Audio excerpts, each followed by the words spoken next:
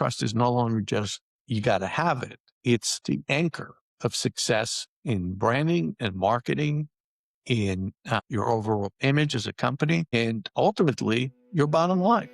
Welcome to Brand on the Rocks, the podcast that distills bold ideas into clear messages you can actually use. Each week, we serve up conversations, audits, and straight pours of insight to help you cut through the noise and grow your business. Hosted by brand strategist Ryan Holck, this is where clarity comes neat and your brand gets remembered. Welcome to Brand on the Rocks. Today, I have a guest, Gal Borenstein, the CEO of the Borenstein Group and a leading expert in digital branding. For over 30 years, he's been the strategic mind behind some of the biggest names in tech, defense, and aerospace, helping them to build brands that people actually trust. He's a best-selling author, a leading voice on how to stay human-centered in an AI-driven world. And today, we're going to chat about trust in the digital age. Gal, welcome to the show. Thank you so much for having me. It is great to have you here today. So I'm curious, trust is a big issue that I see a lot of business leaders struggling with that I'm working with. So tell me, how in your mind is that becoming a crucial differentiator today? I think there are two components to it. Number one is the fact that we're talking about trust is because there is an erosion of trust that it permeates across the global community of business. But if we want to focus on the United States, it really kind of is an evolving event or a transaction that started by being very transactional, if you will, to, one product, for example, or one service that may not be as reliable. But suddenly, when you added the digital age and you add artificial intelligence to it, what winds up happening, it is changing kind of the entire approach that brands are able to survive or fail. And between the erosion of trust between consumers and brands, the second thing that is happening, especially to management and culture of companies, is we are basically in that cliche mode, but we used to be able to hide it within the company and just own our narrative. But in reality, what's going on now is you're no longer alone.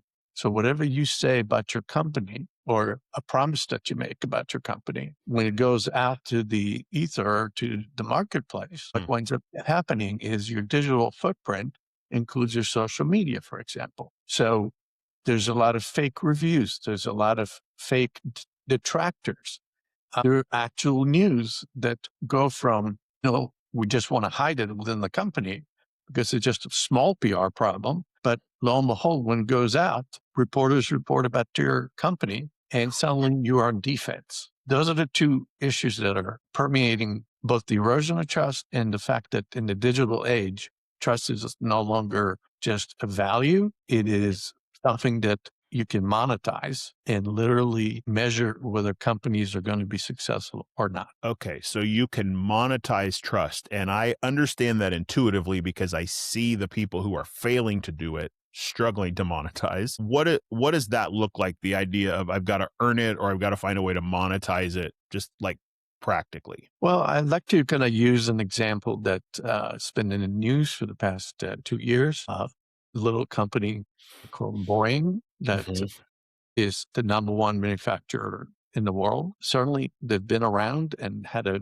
solid brand, but suddenly when they were investigated for mechanical failure in one plane, it followed with an investigation of quality assurance. And at the end of the day, they found a lot of safety regulations that were not followed in the vein of trying to kind of get more money and more margin out of each service. There were people that didn't care that worked there.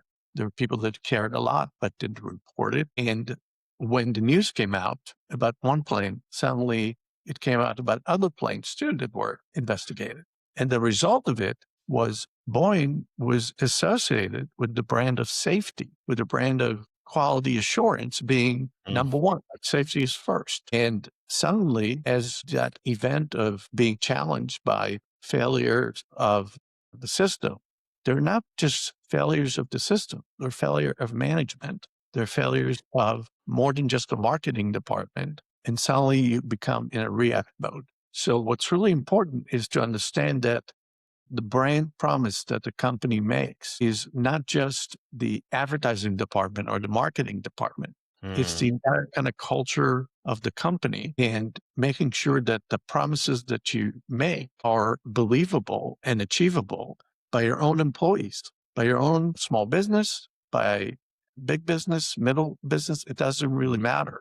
What matters is you have to be able to understand that if you don't have the follow through and you just say, for example, we're great for the environment, we're great for quality assurance, safety first, like the example that I just gave. And then you go out to the marketplace and you have disgruntled employees go on Glassdoor, for example, and write all the promises that they make to me. They're just false. Make me work overtime. They don't pay for it, even though they told me that they will. They fired 200 of my friends with an email and denied access to my cubicle.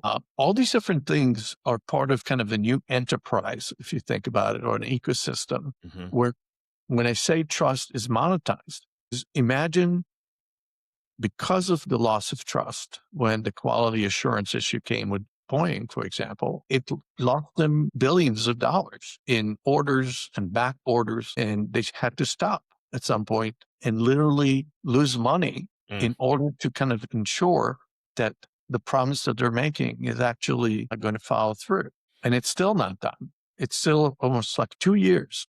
And with all the budget that a company like that has, you would think that it will grow a lot faster. But because now there's government regulators, OSHA, Transportation Administration, all these different things that have to go into making sure that the trust can be restored, that if you buy this plane, it's not going to crash because it's missing a part. Right. Now, most people look at it and say, that's an internal thing. What is that connected to your outside brand? That's my point. It is directly connected to your outside brand because you actually carry your internal failure, which can be corrected or acknowledged, and then promise things that's going to be the fastest, the most robust airplane in the world, and it's better than, let's say, a competitor like Airbus, which is number 2 in the world. So that's kind of one example. Another example of monetizing trust is, for example, let's me kind of focus on Facebook. We know Facebook, and we've been using it for, I believe, over a decade now. And I think most of us think about it as a kind of community where you kind of have friends, you have friends of friends, and you see different reels that are typically authentic, pictures of your kids connecting with people from your college, right? It's kind of a safe community where you have information. But about 2 years ago, and it's still going on today, Facebook suddenly became the company that was associated with lack of trust about data integrity and data safety, and finding out that they're selling data to third-party vendors where it has your private information. And the biggest visual was, and I think if you've been on Facebook for more than an hour a day, you've probably seen one of your friends having a paragraph that basically says, I do not give consent to Facebook for using my image or my words in any advertisement. And at the beginning, it looked like a joke. They said, cut and paste it into your feed, if you will. But in reality, what it represented was a complete breakdown of trust between Facebook being kind of that safe community where you pick who you want to be involved with, to now you're not even sure that your information is following governance of privacy because it's just really a company that owns its own money. It's not a governmental organization. So you could say free speech, you could say a lot of different things, but they lost a lot of advertising revenue for a very long time because that trust was basically eroding with their end consumers. And then as a result, they lost trust that could been monetized for advertising revenues is actual revenue. So both of those examples, and those are stellar examples in very different spaces, but they both seem to represent something that I've experienced, and that is that the internal culture of the organization is going to, at some level, be seen externally, whether you believe it or not. Correct. And that the tension then is to figure out, and I think you said it already, not just how do we hide it, but how do we lean into it and fix the culture. I think the only way Boeing's going to be fixed is not to fix the external, it's going to be to fix the internal. I personally don't have a lot of faith in Facebook figuring it out because I think they're chasing ad dollars rather than people. That's just my take. But with the acceleration now of AI content taking over, and we talked just briefly even before we hit record about one AI tool that you've been using. But with that, like I saw a conversation yesterday online and a person's response was, I'm pretty sure this is AI because it reads too nicely to have been written by a human. That the AI was getting so clean, so perfect in its sentence structure and connective tissue that you read it and went, this sounds like you, but it sounds a little better than you. So that's an interesting thing that I think we're building right now is with that culture and the push towards AI. And I don't think we're getting away from AI. I think it's going to be our life. But with it accelerating, especially content for all these businesses, are we at a risk of creating more noise and breaking that trust even further? Or how do we find balance there? As I kind of researched kind of case studies and interviewed CEOs of companies and CGOs or directors of business development, I found that most people in corporate America, and in small business in particular, have two kind of values or situations that they're dealing with. One is the FOMO factor, which is if I don't incorporate AI into my business, I'm going to be left behind. I'm going to be Mr. Irrelevant, if you will.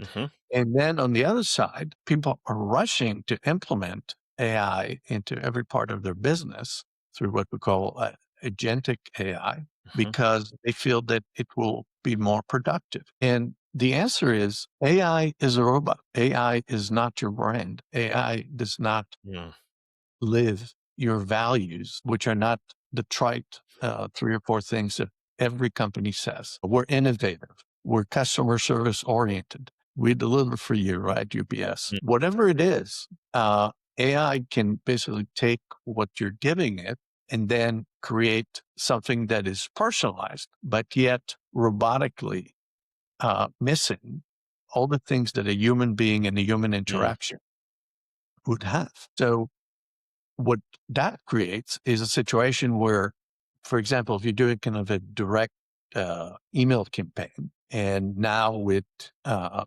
specialty of having an agent that can send 100,000 emails instead of 10,000 emails. In your small business, maybe your current customers with 100, but you do it instantly, you can track it. That's all great. But if you're not really kind of bringing the human condition, the human emotions into AI, what AI will do, it will replicate the success of the metric, if you will, of how many people were we able to convert or engagement. Yet at the same time, you're going to be then replicating the mistakes that you made in the speed of math. And that's huge because AI right now, and obviously it's going to be evolving, but right now everybody's excited that they can get the engagement level, how many people like open the virtual envelope, if you will.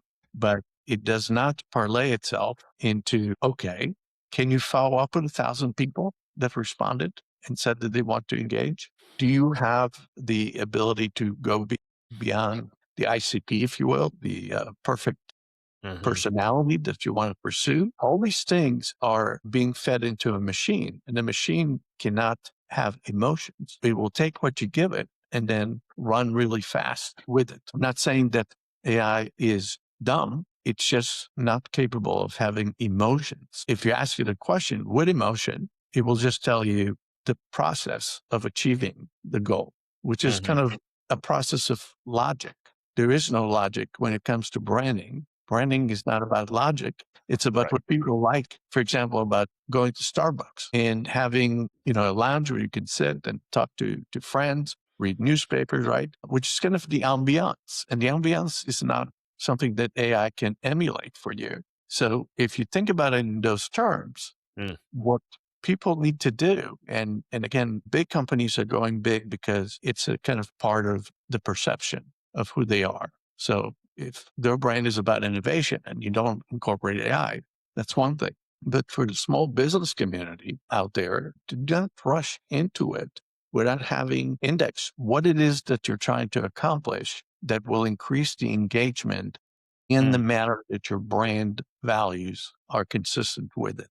And I think that's really where there's a complete disconnect. And that's why we see so many failures. Mm-hmm. And yes, there's the saying, fail often, fail fast, Mm-hmm.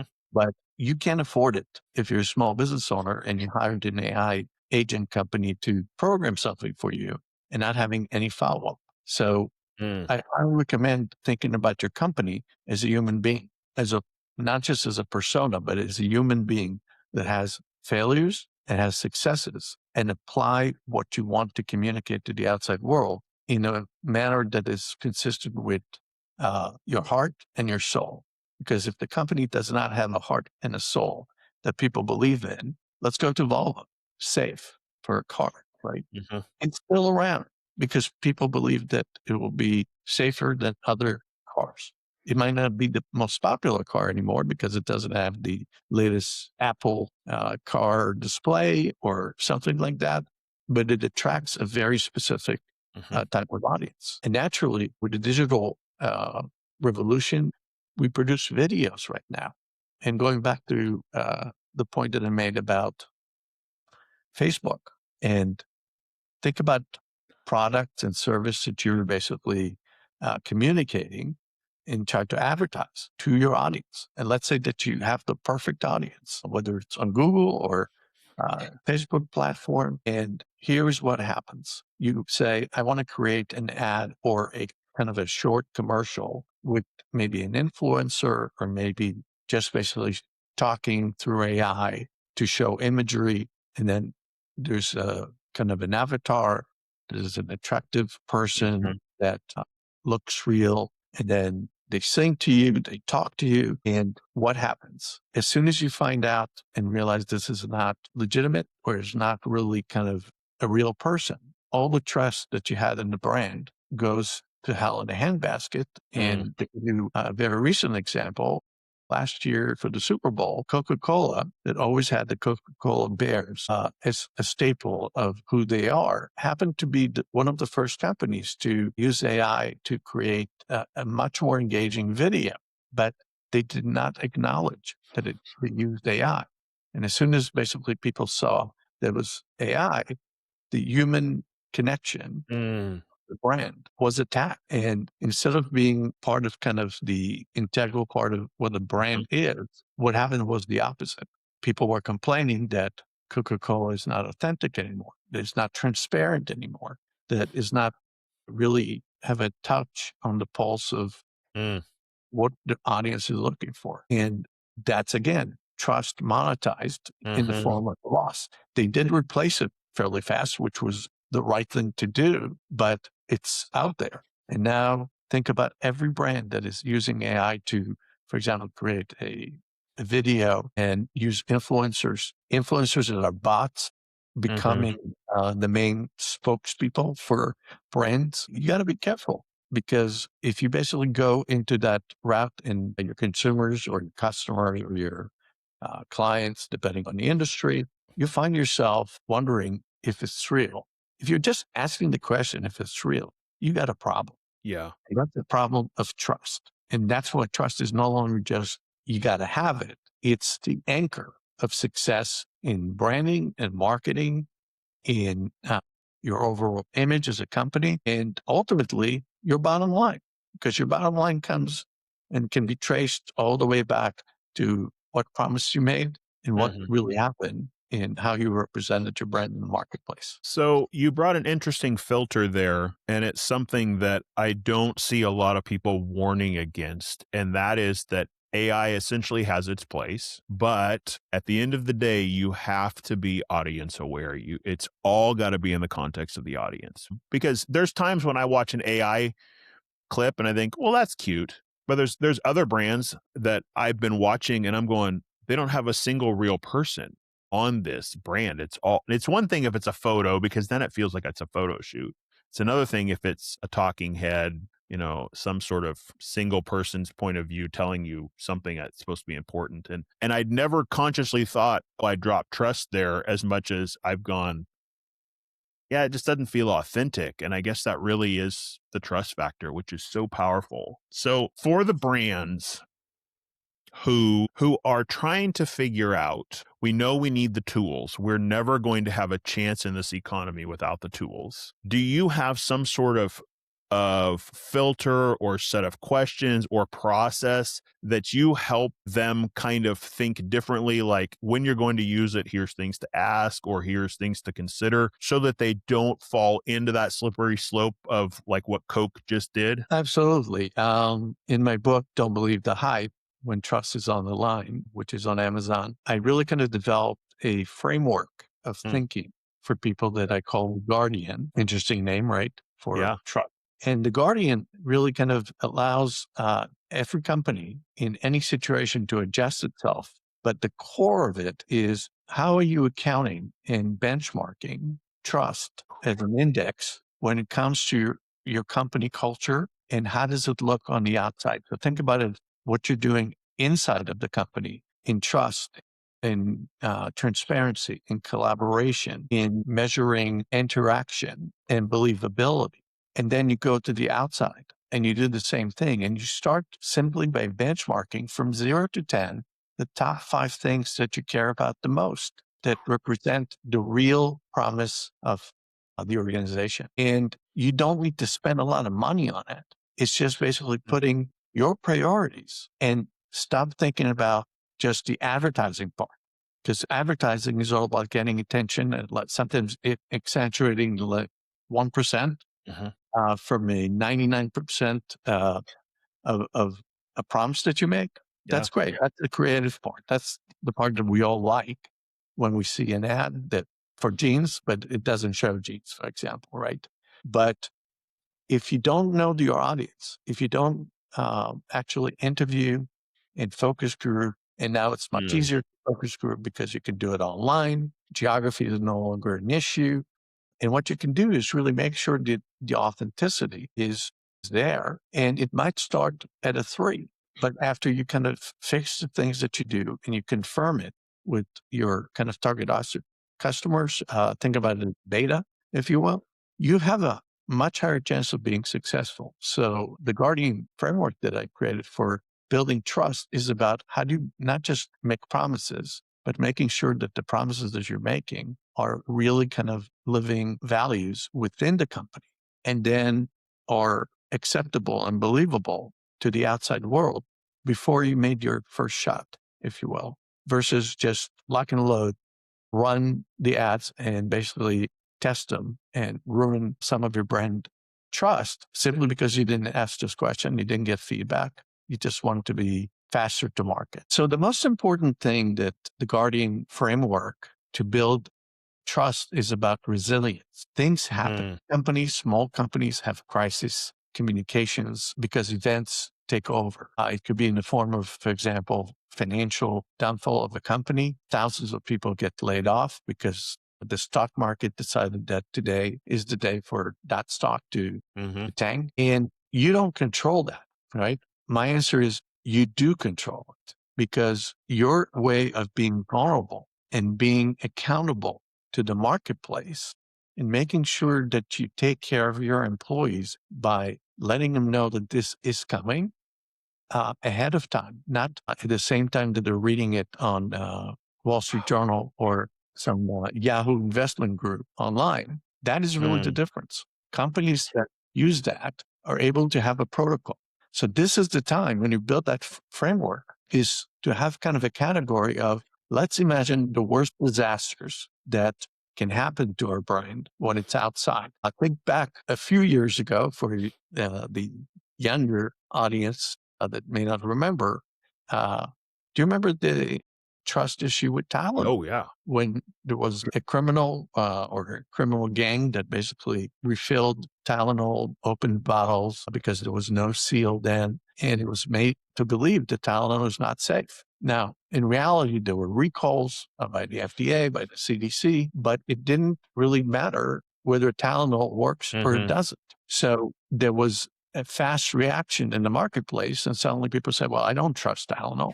And then Tylenol, over a period of, I think, a few months, said we're going to change our supply chain and put seals so people can believe that what they're getting inside is true and is trusted, because you're talking about medications. You're talking about things that can kill people or make them better or relieve or alleviate symptoms. The issue here, if you don't have a protocol for what are the disasters that can happen in your business and how do you communicate it internally and externally, because we no longer live in a world where you can keep secrets inside your company.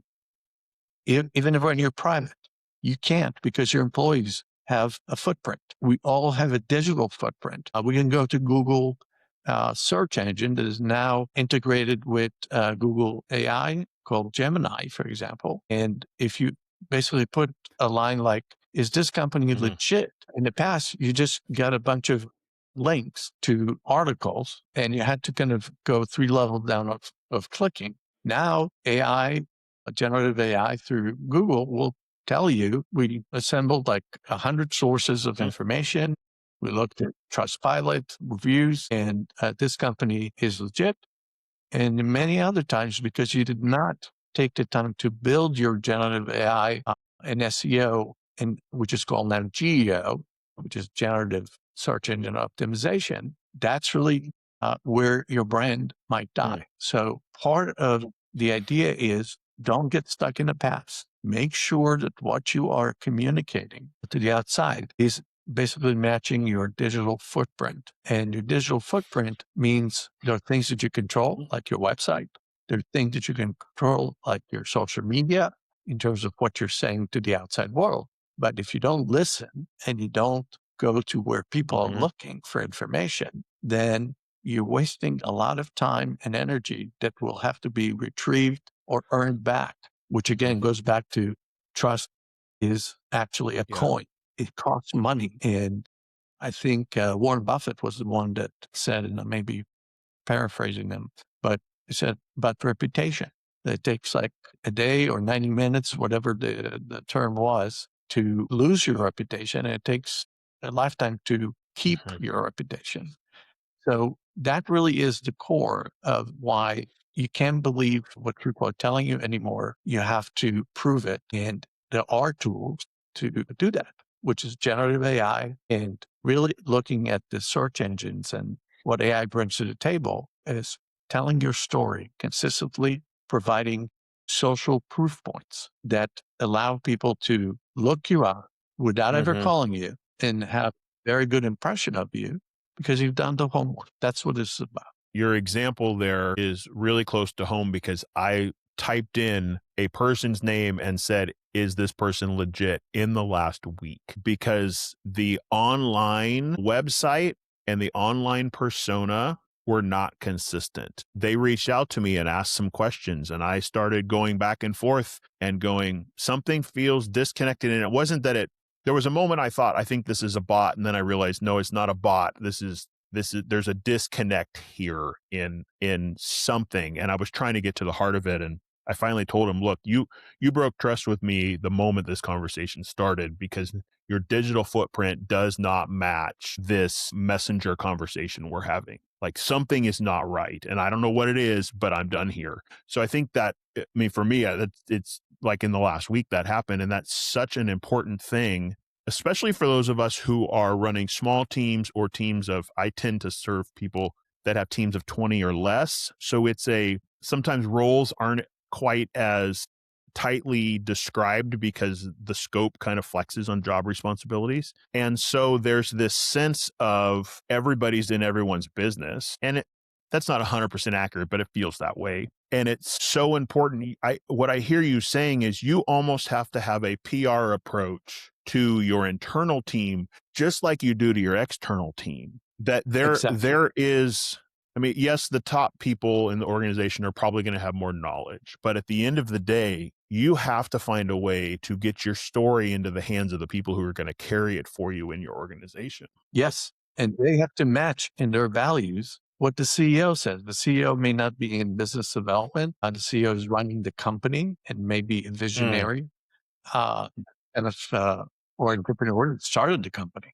But it certainly it's important to realize that if the values of the CEO do not parlay into the business development team, to the advertising, to the marketing, or you don't have any proof points in the new world where most people start there to figure out if the company is legit, if the consultant is legit. I can give you an example that I use almost every day because being in the industry, I get a lot of companies that are trying to sell me AI agents with emails. And they say, "Dear Gal, I have this new machine, if you will, that will expedite your emails or will allow you to engage with more people." And I just stop and basically look at their website. And 90% of these companies, if you hover over the email that it came from, is not a company URL. It's a made up URL or something that AI created to create a domain that is easier to manage. But if you're not sending stuff from your own domain, and for cybersecurity reasons, we have to look before we click on something that says, "Hey, I sent you a proposal. Hey, I sent you a document to review in PDF." And somehow it passes the cybersecurity filters in your organization, your email. And lo and behold, you click on something and that becomes your reputation because it went to thousands of your customers or your best group that you want to communicate with. That's really kind of the issue is at hand. Authenticity has to come from both sides. I love that. And business development and growth is affected directly by how credible are you when you're sending that email that says, "I can do miracles for you." They may be able to do those miracles, but I can't judge it or trust it without looking at their email address and making sure that it's not a spoof. So cybersecurity also is a big element that you have to consider. But how do you communicate to eliminate the gatekeepers that typically are in charge of making sure that you're not getting hacked or you're not spreading a virus to other people? That is also part of the Guardian trust system. How do you govern your data? How do you govern incoming and outgoing messages? You would think about how does that relate to branding? It relates to branding because the impact of a failure or the impact of doing it right costs money or makes money. I love that. So, as we're kind of coming to a close here, I have two final questions. What is one myth about trust and credibility that you would love to see entrepreneurs stop buying into? The first and foremost, which I tell everyone, is really don't believe the hype. Don't believe the hype, which is the name of my book, but it really is what I tell people when it comes to I got bad reviews. I got PR problem. I got a branding problem, which is kind of what my company does, which is advertising, public relations, and digital marketing. And I say, there's no problem in the world that you can't solve, but you have to start by not taking it personally when you have a lot of negative reviews, because in some situations, they might be made up. They might be fake. They might have been produced by a competitor. And take inventory and then start the process of saying, am I delivering what I promised? Or was there a customer service person that was on the phone and said, what do you want? Or put you on hold for 25 minutes? We all experience those things. So the hype could be in the form of bad reputation creation, but at the end of the day, you have to own it. And example, a company that comes out and says, we were wrong about our approach. And the latest example is actually Burger King. Burger King has just switched up their whole approach to advertising and commercials wherever you see them because they experienced a great decline in sales because people said, it's not the quality that used to be. So what did they do? They acknowledged it and in fact kind of switched the whole bucket, if you will, in a different way where they're saying, we know, we heard you. It wasn't as tasty. It wasn't as rich in proteins, whatever it may be in Burger King's world. And we want you to know that now you can test us. We'll give you free fries or whatever it may be. But being a person that acknowledges it and being vulnerable about what doesn't work allows you to flip it into making a promise that is believable. And if people really like your product or service, they will come back. So don't believe the hype is about, don't listen to negative people, but listen to what people are saying. And then if you see consistent patterns that are coming from customers, instead of basically saying, oh, shrugging it off, I don't really care what people say. You need to care. You need to listen. And most importantly, in the new digital footprint world, you don't have a choice. You just don't have that choice of ignoring it. 1,000 times, yes. I've got examples running through my mind, and yes, I see that. So as we close here, what is one final piece of advice that you would give to a business leader who's trying to stand out and just not sure where to go? The first and foremost thing that create what we call authority leadership, which is a word you may not be associating with marketing, is the big thing right now. So as a CEO or a business owner, you want to create a brand for yourself and make sure that the brand connects to your business. And the best way to do it is to create authority leadership. What does that mean? You can create content that appears now in multiple places, on your website, in the magazine that covers your industry, on a website that talks about case studies and user scenarios. Whatever the industry you're in, it might be different. But especially in B2B, where you're talking about multi-million-dollar items that are being purchased over a period of decision of 6 to 9 months on average, you got to be providing proof points, not just about the product or the service or your company, that you are trustworthy. And the way to do it is to get your messages out in the channels where people are listening to what you have to say. And when I say listening, it's not necessarily with your ears. They might be in the form of visual confirmation, if you will, that you really need to get your message out. You can't hide anymore or say, my company and my personal brand should not mix. Think about Steve Jobs and Apple, Bill Gates and Microsoft, Amazon. You know who the owners are, even when they're like billions of dollars companies. You know that there's a Bill Gates, that there is Facebook, Mark Zuckerberg. You know who they are, and it's not an accident. It's part of building a trusted brand. I love it. Gal, you've helped me to see here that there is a connection of trust that's not just a marketing metric, that it actually is a leadership skill. And I think there's a lot of opportunity for businesses there. Thank you for this conversation today. For those who would like to know more about you, would like to check out some of your resources, where could they find that? The best way, the most productive and easiest way to find me is just on LinkedIn. Search for Gal Borenstein and you will find my profile, and reach out to connect. For the listeners of your podcast, I'll be offering a free consultation. If you basically go to the message after you connected and say, I was on the show, I listened to the show, and I have a question. We're happy to kind of spread the knowledge, because people don't necessarily attribute what they're doing to how other people are looking at it. So think about it as a second opinion doctor offer to your listeners, and I hope that they take advantage of it.